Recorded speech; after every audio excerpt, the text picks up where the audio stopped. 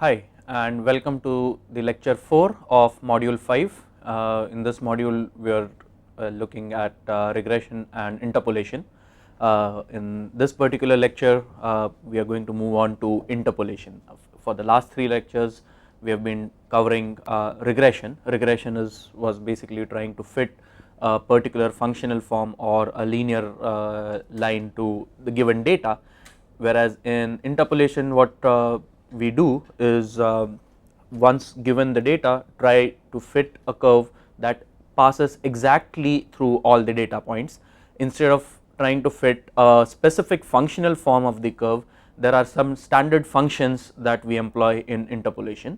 The objective of interpolation essentially is, given some n number of data and you want the independent variable value at certain other point which is not already covered by the data that is given to us, how can we get that value at the intermediate point. So the idea is to join the dots in a way where we have the data points, we will just join the dots and then find out the data value at one of the intermediate points within that data point. So that is the idea behind interpolation. So the first and straightforward method of doing interpolation is what we looked at in the previous lecture. We saw polynomial fitting. So if we had n data points, we said that we can fit up to n minus 1th order polynomial. So if we fit anything less than n minus 1th order polynomial, it's possible that some of the data will not be perfectly captured by the model. But if we have an n minus 1th order polynomial, when we have n data points with us, at that time that particular polynomial will perfectly capture all the data points. So the idea in interpolation or in extension of the polynomial regression to interpolation is that if we have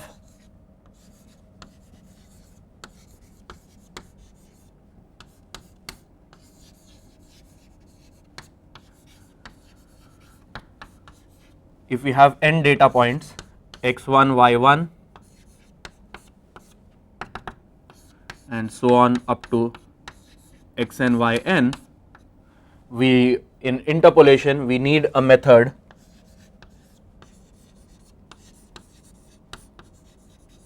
we are looking for a method to join the dots.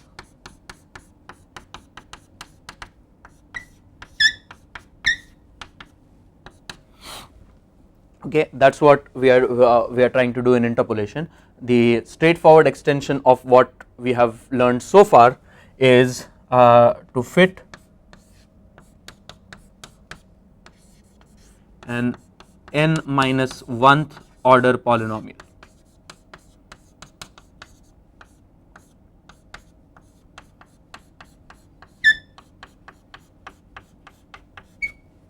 Okay. So the polynomial, the trial polynomial that we will try to fit will get the form y equal to a0 plus a1x plus a2x squared and so on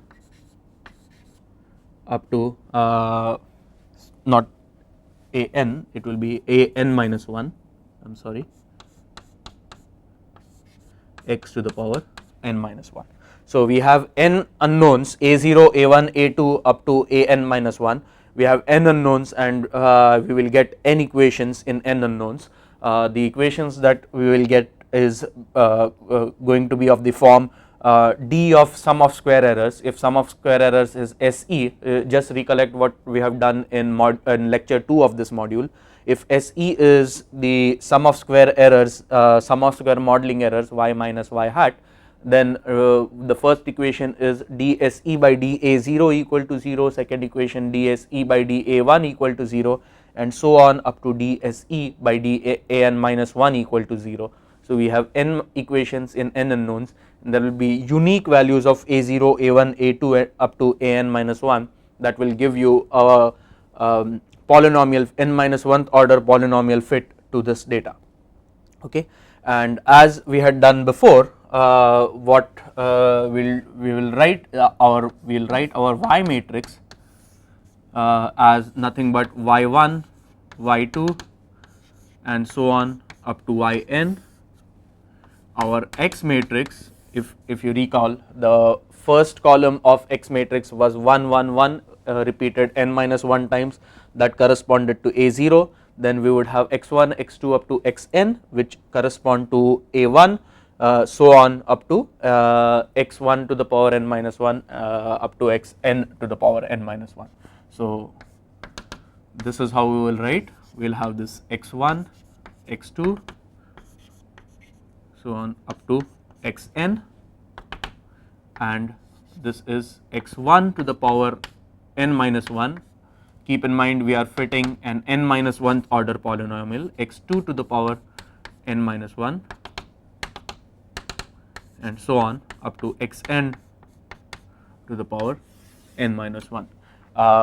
Just note that this particular n and this particular n are the same n's. We have n columns and n rows in the X matrix. As a result of this, our phi that we had written so far, we had written as X transpose X inverse X transpose Y. That is what we had written our phi as. Now if X has this X matrix, this X is an n by n matrix. If rank of the matrix X is n,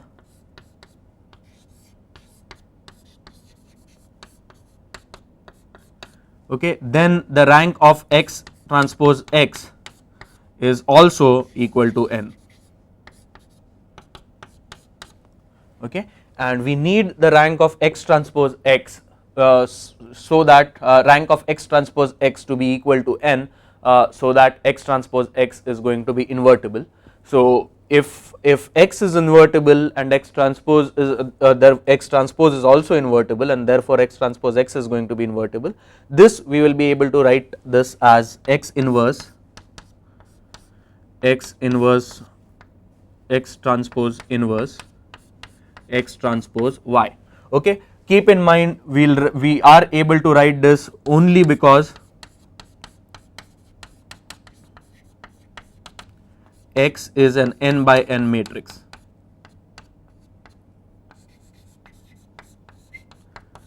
Okay, and that will give us really phi equal to X inverse Y.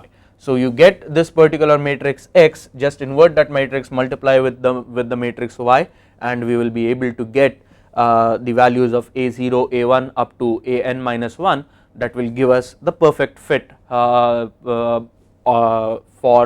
the purpose of interpolation. So what I will do now is I will go on to Excel, and we will start off with polynomial regression.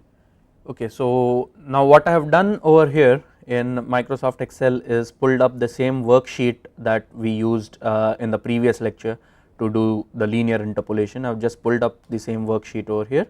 I will just copy this this particular worksheet into a separate worksheet, and we will call it, sorry, I will copy this into a separate worksheet, and we will call it interpolation. Okay. So this is the data that we were working with. What I will do is the old values of A0 and A1, I will just copy it for our reference, paste special and values. I will get the value of A0 and the value of A1. I will copy this also.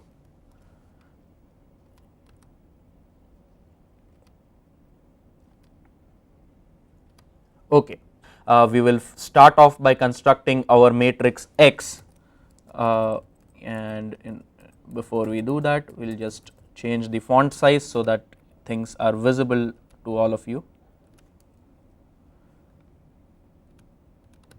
Okay, and change it to the usual thing.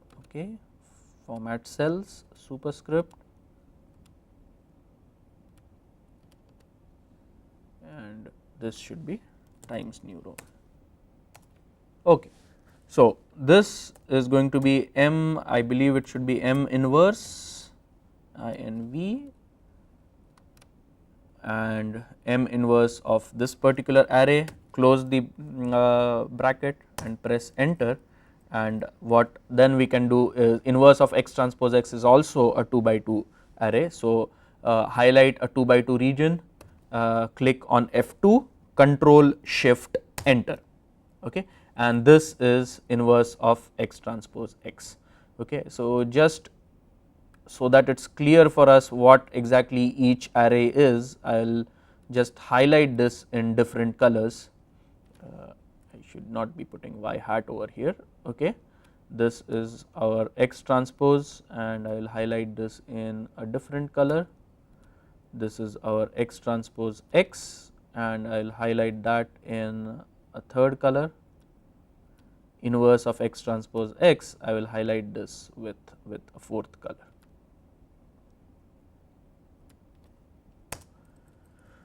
Okay. So, now if we can recall what equation that we had equation as phi equal to inverse of x transpose x multiplied by x transpose multiplied by y. Okay.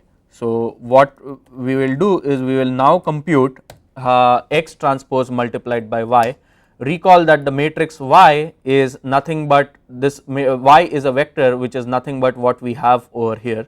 So, that is what we are next going to calculate next. We will calculate x transpose y, right click and say times new Roman and right click, format cells, superscript, and yes, we are done. So, x transpose y, now x transpose y is a 2 by 6 matrix multiplied by a 6 by 1 matrix. So, x transpose y is going to be a 2 by 1 matrix. So, that is going to be equal to m mult, that is matrix multiplication of x transpose multiplied by y, okay, and okay, I am sorry I did not enter this properly, m equal to m mult x transpose is this array, comma y is this particular matrix, this particular vector, and this is x transpose y, the first column of it. Keep in mind x transpose y is a 2 by 2 matrix, sorry, a 2 by 1 matrix. So, we highlight an appropriate size array in Excel, click on F2, control shift enter, and we will get x transpose y. Okay. And the phi has to be calculated as inverse of x transpose x multiplied by x transpose y, and again highlight this, and that is going to be equal to phi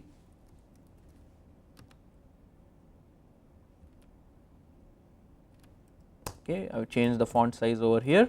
Phi is going to be equal to inverse of x transpose x multiplied by x transpose y. So, m mult again, this is the first array, comma this is the second array, close this, press enter, okay, highlight the 2 by 1 array, sorry, highlight the 2 by 1 array, click on F2 and press control shift enter.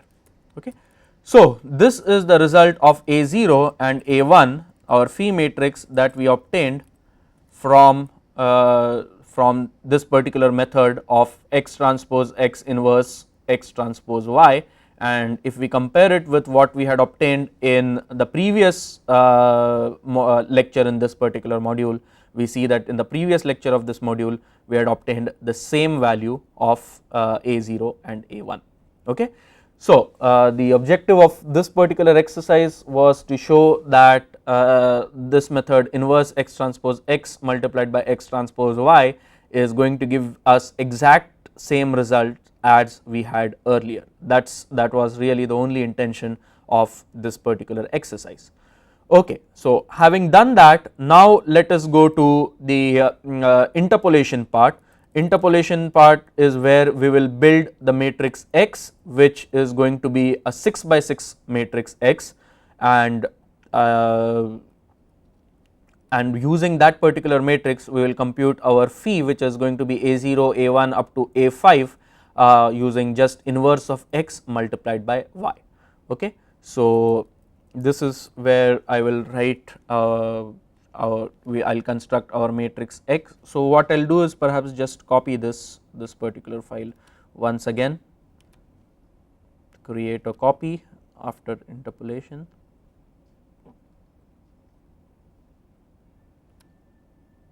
Okay. And this one I will call it polynomial regression, what we have done earlier, and this I will call this interpolation. Okay. So, now what we need, we do not need all of this, I will just delete it, no fill. Okay. So, this is our matrix X, the matrix X will be 1 1 1 1 1 1, then x1 x2 up to xn, then we will have x1 squared equal to x1 to the power 2, x2 squared and so on, then we will have x1 to the power 3, x2 to the power 3 and so on, we will have equal to x1 to the power 4, okay, and finally to the power 5.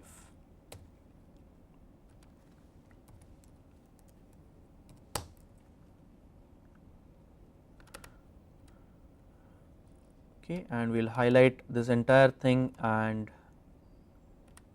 have it the same background. So, this is our matrix X, x1. So, the first column is ones, the second column is x's, the third column is x squared, the fourth column is x cube, the fifth column is x to the power 4, and the last column is x to the power n minus 1. Okay. So, this is our x matrix, our y matrix is just our y vector is just what we have over here. Okay. And our phi in this particular case will not just be a1 a2, but instead it will be a1 a2 a3 a4 a5 a6, sorry, a1 a0 to a5, not a6. So,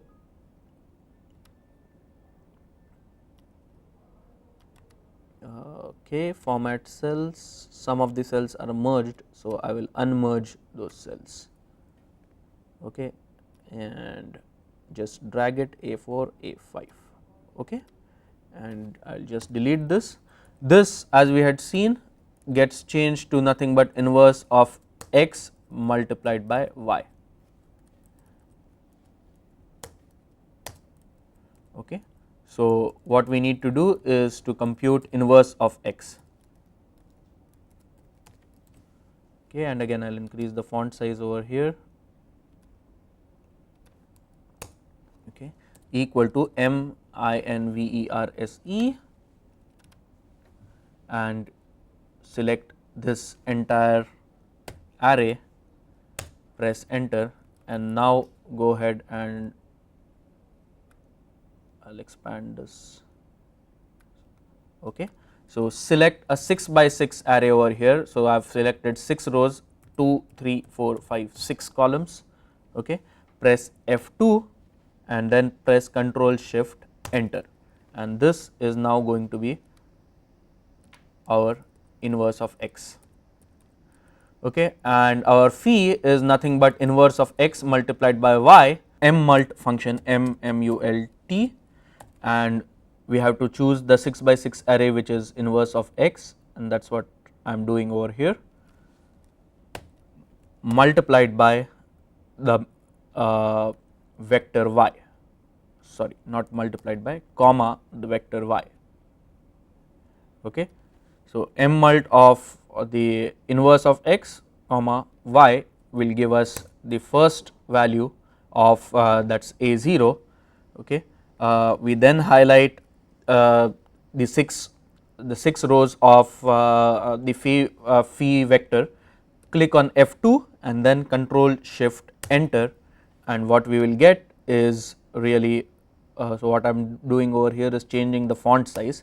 So what we get now is A0, A1, A2 up to A5. So the equation of the polynomial is going to be A0 plus A1 x plus A2 x squared plus A3 x cube plus A4 x to the power 4 plus A5 x to the power 5. Okay. So let us see what our y hat are going to be. Y hat is going to be nothing but A0 plus A1 multiplied by x plus A2 multiplied by x to the power 2 plus A3 multiplied by A cubed plus A4 multiplied by x to the power 4 plus A5 multiplied by x to the power 5. Okay.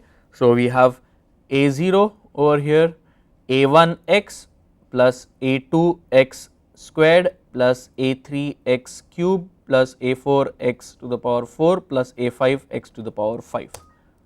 Okay. Oh, Microsoft error found, Microsoft Excel found an error. So perhaps this somewhere. Okay, let's look at this F2.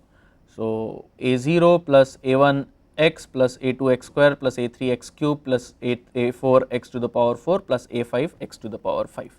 Okay.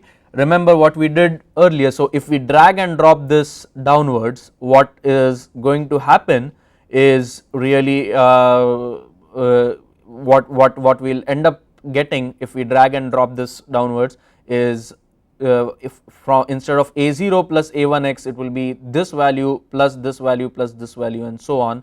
As a result of this, we have to put dollar signs for all of our A0, A1, A2 and so on. Okay, so instead of C11, we will have to put C$11, C$12, C$13, C$14, C$15, C$16. Okay. And now when we drag it down, we'll essentially get our y hat. So now when we check our y hat and compare it with the actual values of y, observe what we find is that y hat and the actual values of y are one and the same. We are getting exact same values of y hat as we got for the value of y. So what happens over here is that this particular polynomial fit is going to exactly lie or exactly pass through all these points. Okay, that is what we get in this particular case. What I will do is I'll just get the overall curve for this particular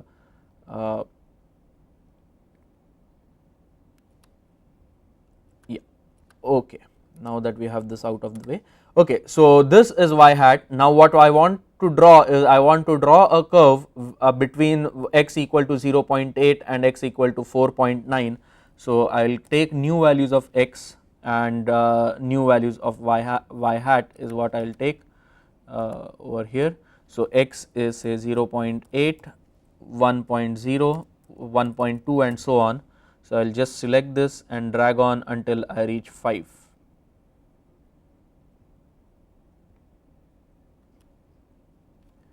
Okay.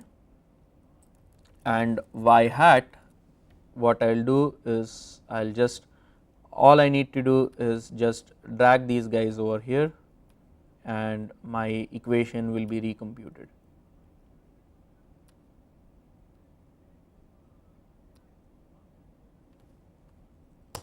Okay.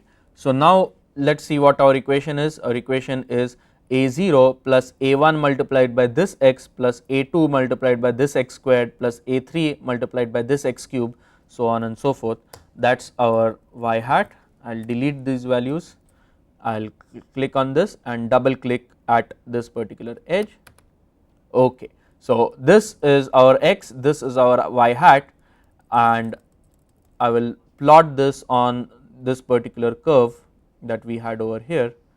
I will take this value, move it here, take this value and move it here. Okay.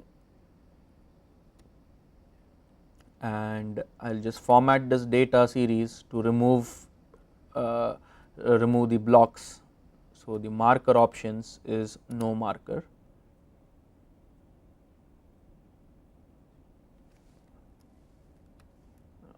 Undo that. Format data series, go to marker options. I do not want any marker over here. Okay. So, this is the curve. Now, what we will do is just expand this particular data.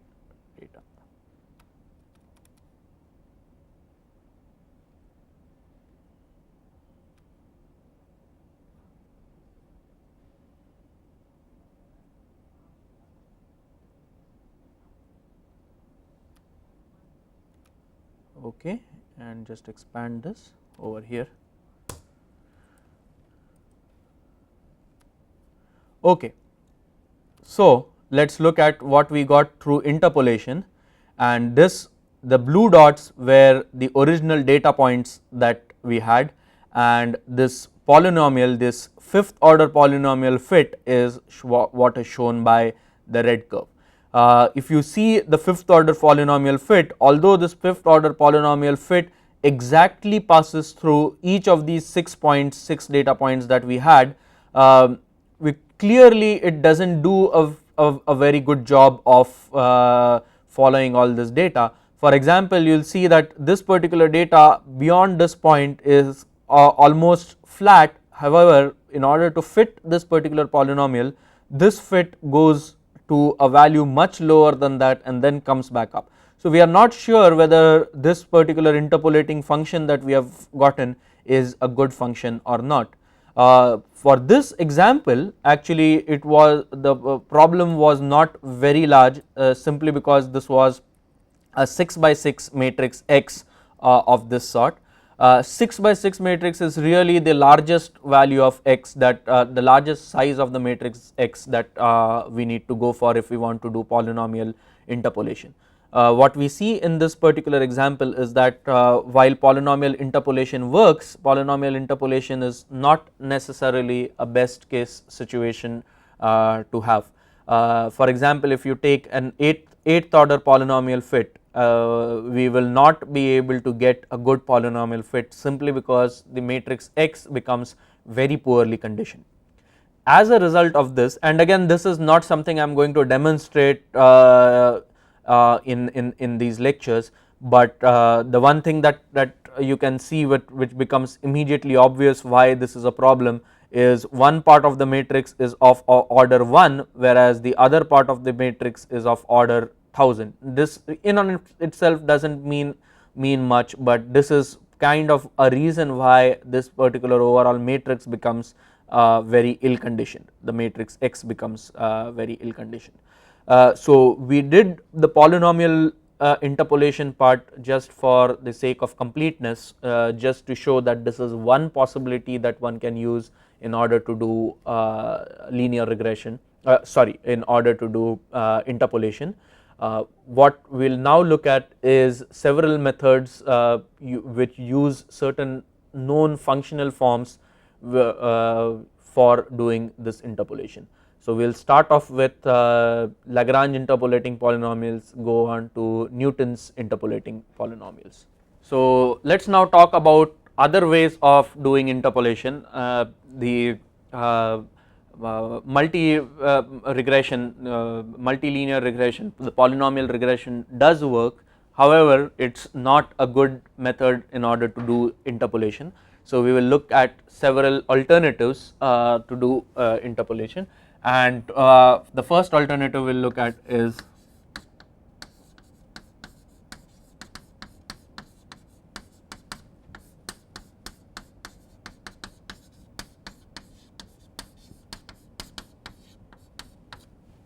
okay.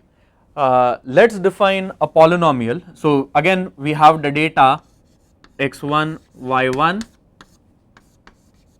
x2 y2 and so on up to xn yn. Okay. Let us define a function and let us call that particular function as p1. Let us define p1 equal to x minus x2 multiplied by x minus x3 and so on up to x minus xn divided by x1 minus x2, x1 minus x3 and so on up to x1 minus xn. Okay. Let us define this as p1x. Okay. So, now if we substitute x equal to x1 in this particular equation, okay. So, if we substitute x equal to x1 in this equation, we will get this as x1 minus x2 divided by x1 minus x2 multiplied by x1 minus x3 divided by x1 minus x3 and so on up to x1 minus xn divided by x1 minus xn. So, the value of p of 1 at x equal to x1 is nothing but 1. Okay. Now let us see the value of p1 for x equal to x2. For x equal to x2, we will have x2 minus x2 as 0. So, it does not matter what we get in rest of the numerator, because this guy is 0 and none of the denominators are 0. We will get p1 of x2 equal to 0, p1 of x3 equal to 0 and so on. Okay. So, if you look at the interpolating polynomial p1, then p1 is equal to 1 when x1 equal to 1, when x1 is going to be equal to any of these data points, okay, p1 is going to be equal to 0. Okay. Now let us consider a value y1 multiplied by p1. Okay. y1 multiplied by p1x at p1 equal to x1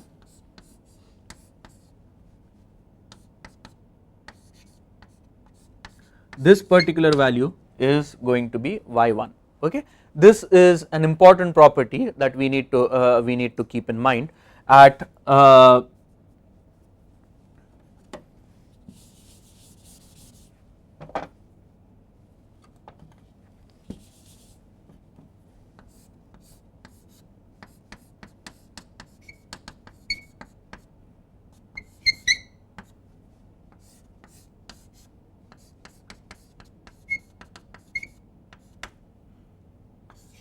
okay. So, y1 multiplied by p1x at x equal to x1 is y1, at all other points it is equal to 0. Okay. Just as we have p1, let us construct another polynomial p2.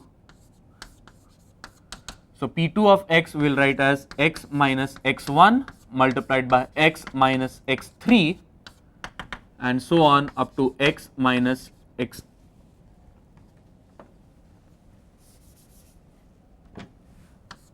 minus x4 and so on up to x minus xn, whole thing divided by x2 minus x1 multiplied by x2 minus x3 multiplied by x2 minus x4 and so on up to x2 minus xn. Okay. So, this is our p2 of x. When we substitute x equal to x1 in this particular equation, okay, then p2 of x1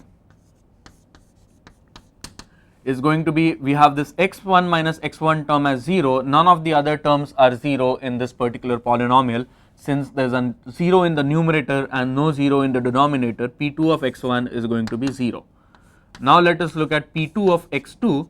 p2 of x2 we will have x2 minus x1 which will cancel from here, x2 minus x3 will cancel here, x2 minus x4 which will cancel here, and so on up to x2 minus xn which will also cancel. So, p2 of x2 is going to be equal to 1, p2 of x3 is going to be equal to 0 and so on up to p2 of xn equal to 0. Okay. So, now generalizing all these polynomials,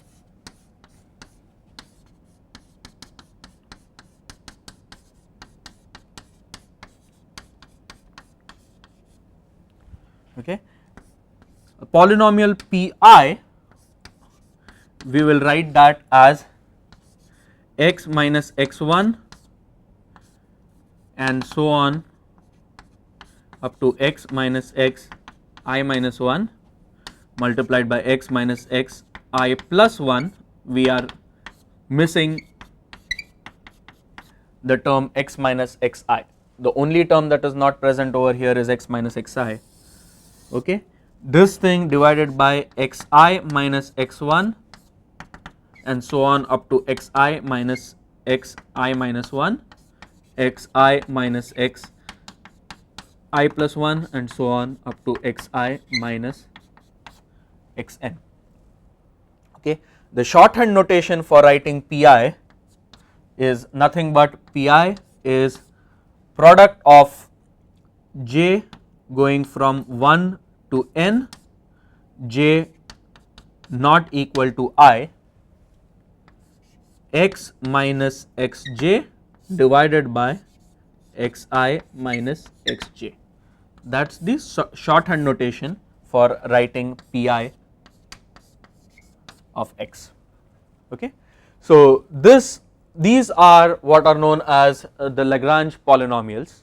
Okay. The property of Lagrange polynomials is P2, for example, P2 of x1 was 0, P2 of x2 was 1, P2 of any other x between x1 to xn was equal to 0. As a result, the property that we have is Pi of xj is going to be equal to 0 if I not equal to j and is going to be equal to 1 if I equal to j. Okay. So, this is a very important property that that we have for the Lagrange polynomials. Okay.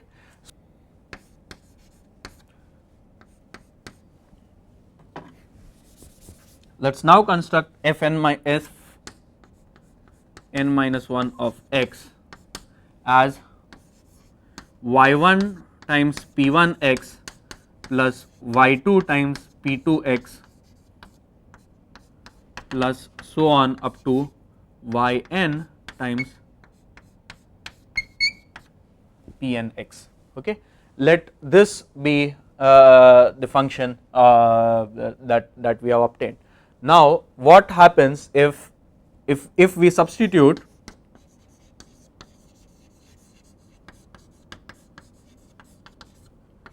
x equal to x1, okay? If we substitute x equal to x1, p1 of x1 is equal to 1, all others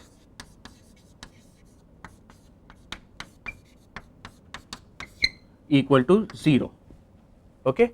So, our f n minus 1, this represents the n minus 1th order function polynomial function form that we have fit to the data. F n minus 1 of x1 is, or we will just drop the subscript n minus 1 for sake of simplicity. So, f of x1 is nothing but y1 multiplied by 1 plus 0, y2 multiplied by 0 plus y3 multiplied by 0 and so on and so forth. So, f of x1 is nothing but y1. Okay. So, what if we substitute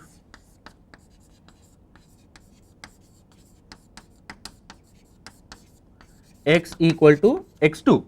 If we substitute x equal to x2, our f of x2 is going to be 0 plus y2 multiplied by p2 of x2, which is 1, plus y3 multiplied by 0 plus y4 multiplied by 0 and so on. So, f of x2 is also equal to y2. Okay. So on and so forth. When we generalize this, what we will find is f of xi is going to be equal to yi. What does f of xi equal to yi mean? F of xi equal to yi simply means that this particular function f passes through all the points x1 y1 x2 y2 x3 y3 so on up to xn yn. Okay, so that is what the Lagrange interpolating polynomial is going to do. So just to summarize what we get with Lagrange interpolating polynomials, I will just erase this and summarize.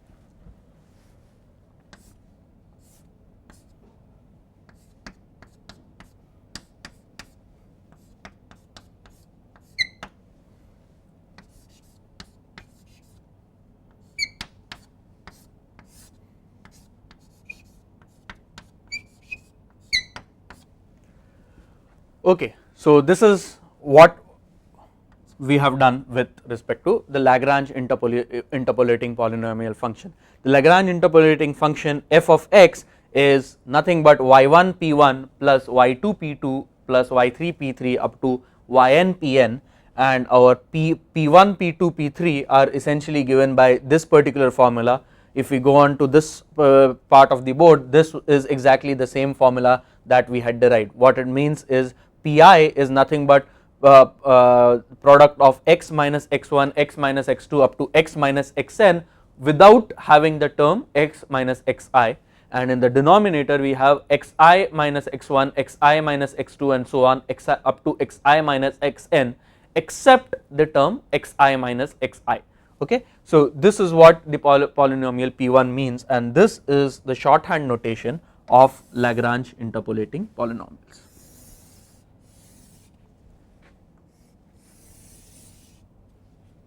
Okay, so this is what we have time for in this particular lecture. What we have covered in this lecture is we started off with polynomial regression.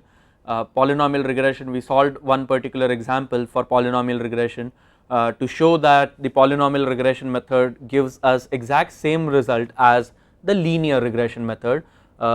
We solved that particular problem in Microsoft Excel, and what we found over there is that the the solution inverse of x transpose x multiplied by x transpose y gives us the same results as we had obtained in the lecture 2 of this particular module.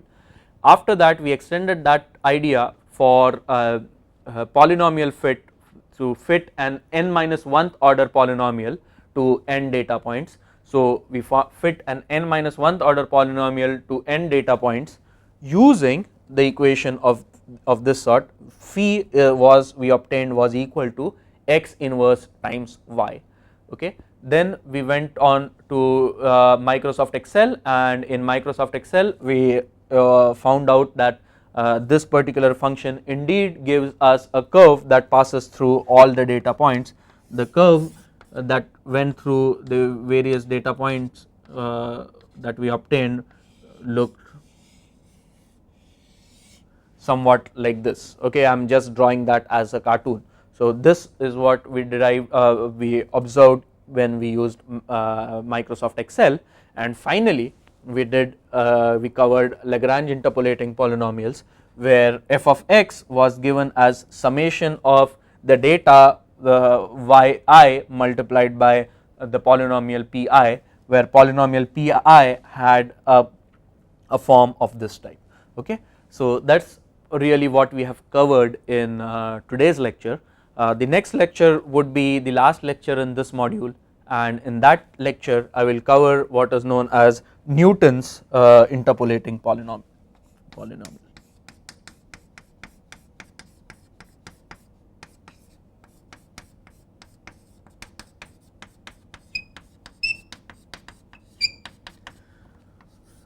Okay, and specifically we will cover Newton's forward difference, Newton's backward difference, and Newton's divided difference formula, and after at the end of that I will just summarize what we have done in regression and interpolation. That is what we will do in the next lecture. Thank you.